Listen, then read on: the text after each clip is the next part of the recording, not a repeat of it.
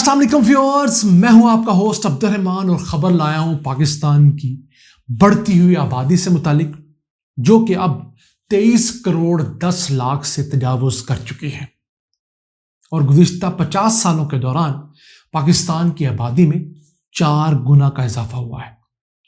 اگر 1970 کی بات کریں، اس وقت پاکستان کی کل آبادی 5 کروڑ 90 لاکھ تھی اور ہم دنیا کے 10ویں بڑے ملک تھے، جبکہ اب ہم 23 کروڑ 10 لاکھ آبادی کے ساتھ دنیا کے 5ویں بڑے ملک بن چکے ہیں۔ یہ تو وہ خبریں ہیں جو آپ اکثر سنتے ہی ہوں گے اور پریشان ہوتے ہوں گے، لیکن تصویر کا ایک دوسرا رخ بھی ہے جو کہ نسبتاً خوشگوار ہے۔ اب اس بڑی ہوئی آبادی میں بڑا حصہ نوجوانوں کا ہے۔ ہماری 65% آبادی 30 سال اور اس سے چھوٹے افراد پر مشتمل ہے، یعنی کام کرنے کے لیے زیادہ افراد دستیاب ہیں۔ 15.5 کروڑ نوجوان ہیں اس ملک میں جن کی عمر 30 سال سے کم ہے، جو کہ فرانس اور جرمنی کی کل آبادی سے زیادہ تعداد بنتی ہے۔ اس کو عام زبان میں ڈیموگرافک ڈیویڈنڈز بھی کہا جاتا ہے، یعنی آپ کے وہ لوگ جو اب کام کرنے کی عمر میں ہیں۔ آپ جاپان چلے جائیں، وہاں پر بوڑھے زیادہ ہیں، کام کرنے والے کم ہیں۔ آپ چائنا چلے جائیں تو ان کو یہ مسئلہ درپیش ہے کہ والدین کی تعداد زیادہ ہو گئی ہے، ان کو سنبھالنے والے کم ہیں، لیکن ہمارے ہاں ایسا نہیں ہے۔ ہمارے ہاں نوجوانوں کی تعداد بڑی حد تک اچھی جا رہی ہے۔ پھر پاکستان میں جتنی آبادی کم ہونی تھی اس کا ایک بڑا حصہ کر لیا گیا ہے۔ کس طرح؟ 1970 میں چلتے ہیں، تب ایک فیملی کے اندر اوسطاً 6.6 یعنی 6.6 بچے ہوتے تھے۔ آپ اپنے ددیال کی فیملی دیکھ لیں، آپ کے والدین لوگ کتنے بہن بھائی تھے، خواہ وہ والد کی سائڈ پہ ہوں، والدہ کی سائڈ پہ ہوں۔ اس دور میں ہر گھر میں 6 8 10 بچے اوسط ہوا کرتے تھے، لیکن اب پاکستان میں ایک کپل یعنی میاں بیوی کے پاس اوسطاً 3.3 بچے ہوتے ہیں، اور یہ شرح بھی آہستہ آہستہ کم ہو رہی ہے۔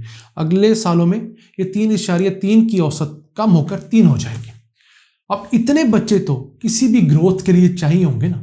ان 2 ماں باپ نے جب بوڑھا ہونا ہے تو ان کو سنبھالنے کے لیے کم سے کم 3 بچے تو ہونے چاہیے۔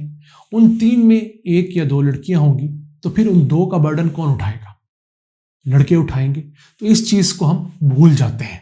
پھر ہوتا کیا ہے کہ دنیا بھر میں اولڈ ایج ہومز کا کانسیپٹ آتا ہے، ماں باپ کو وہاں پھینک کر جان چھڑوا لی جاتی ہے، اور ہمیں بتایا جاتا ہے کہ پاپولیشن کنٹرول بہت اہم ہے۔ جتنی ہم نے کنٹرول کرنی تھی بہت حد تک ہم کر چکے ہیں۔ اب کرنا کیا ہے؟ اس نوجوان آبادی کو تعلیم دینی ہے، سکل سیٹ دینا ہے، اور پھر اچھی صحت دینی ہے، خوراک دینی، تاکہ یہ پاکستان کے لیے پروڈکٹیوٹی بڑھائیں۔ پاکستان میں جو لوگوں کی اوسط عمر ہے وہ بھی 50 سالوں میں بڑھی ہے۔ 50 سال پہلے 1970 میں یہ اوسط عمر 52 سال تھی، لیکن اب بڑھ کر 67.5 سال ہو گئی ہے، یعنی کہ لوگ اب پہلے کی نسبت 15 سال زیادہ جیتے ہیں۔ کیوں؟ ہمارے ہاں ہیلتھ سیکٹر نے امپروو کیا ہے۔ دنیا میں اوسط عمر جو ہے وہ 73 سال ہے۔ ابھی ہم نے اس بینچ مارک کو بور کرنا ہے۔ تو ایک طرف لوگ زیادہ جی رہے ہیں اور دوسری طرف ہماری آبادی بھی ہے، تو اس وجہ سے ہمیں زیادہ بڑھتی ہوئی آبادی فیل ہوتی ہے۔ ویسے ہماری گروتھ جو ہے اب 2.8% سے گھٹ کر 1.8% ہو گئی ہے، اور ماہرین کا کہنا ہے کہ یہ ایک مناسب درجے کی گروتھ ہے۔ اب ہمارے ہاں ایک طرف کہا جاتا ہے کہ 2 کروڑ 28 لاکھ بچے اسکولوں سے باہر ہیں، بالکل باہر ہیں، لیکن یہ نہیں بتایا جاتا کہ پاکستان میں 5.5 کروڑ طالب علم آج بھی تعلیم حاصل کر رہے ہیں۔ جی ہاں، اور ان میں ہر روز اضافہ ہو رہا ہے۔ آج سے 5 سال پہلے تک پاکستان میں اسکول سے باہر بچوں کی تعداد 2.5 کروڑ تھی، اب وہ کم ہو کر 2 کروڑ 28 لاکھ ہو گئی ہے۔ کیوں؟ کہ اب حکومتی پالیسیز بھی ہیں، لوگوں کو خود بھی شعور آ رہا ہے کہ بچوں کو پڑھانا ہے۔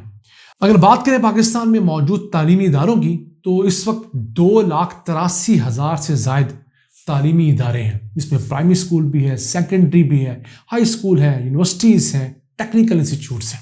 ملک میں اس وقت 2,57,00,000 طلباء تو پرائمری کی ایجوکیشن لے رہے ہیں۔ اس کے علاوہ اگر ہم چلے جاتے ہیں ڈگری کالجز کی طرف تو 3,320 ڈگری کالجز ہیں، ان میں ہر سال 76 لاکھ نئے طلباء ایڈ ہوتے ہیں۔ پھر اگر ہم چلے جائیں یونیورسٹیز کی جانب تو 218 یونیورسٹیز ہیں پرائیویٹ اور سرکاری ملا کر، اب ان میں ہر سال 20 لاکھ طلباء پڑھ رہے ہوتے ہیں۔ ہر سال 5 لاکھ نئے طلباء ٹیکنیکل اور ووکیشنل ٹریننگ حاصل کرتے ہیں۔ اس کے ساتھ ساتھ 60,000 سے زائد طالب علم اس وقت بیرون ملک تعلیم حاصل کر رہے ہیں۔ اب یہ 60,000 طلباء جو بیرون ملک تعلیم حاصل کر رہے ہیں وہ بڑی اسٹیٹ آف دی آرٹ تعلیم ہوگی اوبیسلی۔ پھر یہ اگر ملک میں آئیں تو ہمارا ایچ آر بہتر ہوگا، اگر نہیں بھی آتے تو باہر سے پیسے کما کے ہمیں بھیجیں گے تو یہ عام مزدور کی نسبت 8-10 گنا زیادہ آمدن کمائیں گے، تو یہاں پر انویسٹ کریں گے تو اس سے پاکستان کی اکانومی بڑھے گی۔ تو دیکھیے تاریخ کا وہ رخ ہے جو آپ کو فیملی پلاننگ والے ہرگز نہیں بتائیں گے۔ ہمارا آج آپ کو بتانے کا مقصد یہ ہے کہ یہاں پر بہت سارے لوگوں کے ویسٹڈ انٹرسٹ ہیں، بہت ساری این جی اوز اپنے ذاتی مفادات کے لیے، اپنے بجٹ حلال کرنے کے لیے ایسی باتیں پھیلاتی ہیں کہ لگتا ہے خدا نخواستہ یہاں پر اس قدر آبادی ہو گئی ہے کہ کچھ نہیں کیا جا سکتا، ایسا ہرگز نہیں ہے۔ ملک میں جہاں ایک طرف طالب علموں کی تعداد بڑھ رہی ہے، دوسری طرف انسٹیٹیوشنز کی تعداد بڑھ رہی ہے، پھر اساتذہ کی تعداد بڑھ کر 19 لاکھ سے تجاوز کر چکی ہے، اور اس کے علاوہ ٹیکنیکل اور ووکیشنل ٹریننگ انسٹیٹیوٹس کی تعداد بھی 3,800 سے بڑھ چکی ہے۔ آخر میں کنکلوڈ کرتے ہوئے آپ کو بتانا ہے کہ پاکستان کے پاس وسائل کی کمی نہیں ہے۔ ہم 76 سالوں میں جتنا رقبہ زراعت کے لیے استعمال کر چکے ہیں اس سے 3 گنا زیادہ رقبہ آج بھی ہمارے پاس موجود ہے، جس پر اگر ہم پانی پہنچا دیں اور اس کی پراپر پلاننگ کریں تو ہمیں بہترین کوالٹی کا فوڈ دے سکتا ہے۔ لیکن ہم لوگ اپنے پاس موجود وسیع پانی کے ذخائر کو پہلے سمندر میں پھینک کر ضائع کرتے ہیں اور پھر روتے ہیں کہ ہماری پروڈکشن کم ہوتی ہے۔ اب وقت آ گیا ہے کہ ہماری حکومتیں ملک میں وسائل کی تقسیم کو صحیح طریقے سے طے کریں، پرائورٹیز اور ذمہ داریاں آپس میں بانٹیں اور پھر اس ملک کو ایک نئی جہت دیں۔ آج کے لیے اتنا ہی۔ اپنے میزبان عبد الرحمان کو اجازت دیجیے۔ اللہ نگہبان۔